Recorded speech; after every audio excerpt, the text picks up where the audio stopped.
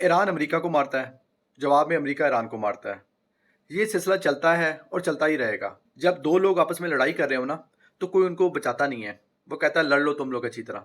एक जो कमज़ोर है जब उसको पता चल जाता है कि मैं कमज़ोर हूँ तो वो पीछे हट जाता है और अमन हो जाता है।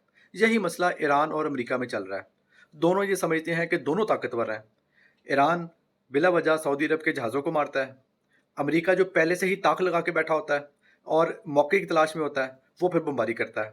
अब ईरान का मसला ये है कि ईरान के जो डिसेंट्रलाइज्ड मिलिट्री पावर है ना, कि जो 26 गिरोह हैं मिलिट्री में, वो इंडिपेंडेंट हैं।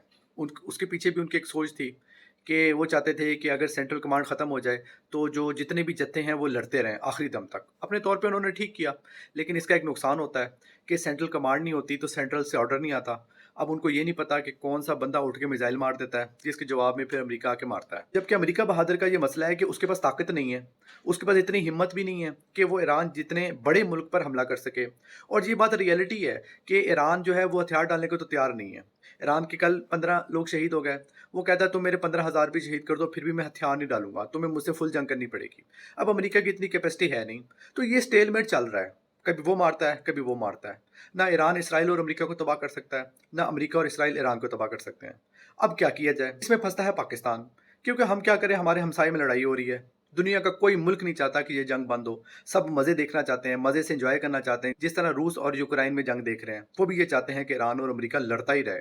अब हमारे ये मुफाद में नहीं है। अब फिर हमारे आर्मी चीफ साहब, हमारे वज़ीर आज़म साहब दोबारा इनको कहते हैं यार बस कर दो यार, मत लड़ो तुम लोग, अपने-अपने घर जाओ। या तो एक 3-4 दिन लड़ाई कर लो, जिस तरह पाकिस्तान ने इंडिया से की। दोनों में से जो ताकतवर था जहाज़ गिरवा के उसको सुकून आ गया, वो वापस चला गया, दोबारा नहीं आया। या तो तुम लोग एक दफ़ा जम के जंग कर लो 3 दिन, फिर अपने-अपने घर चले जाओ। ये क्या बात हुई है कि एक यूँ सोटा मारता है, दूसरा 2 सोटे मारता है। ये तुम लोगों को कोई लड़ना नहीं आता? लड़ो, मरो, नहीं तो ख़त्म करो, जान छोड़ो, हमारी भी जान छोड़ो ताकि हम अपने मुल्क को भी देखें। अब अगर हम ईरान की तरफ देखेंगे, आप अपने बलूचिस्तान और कश्मीर को कैसे देखें?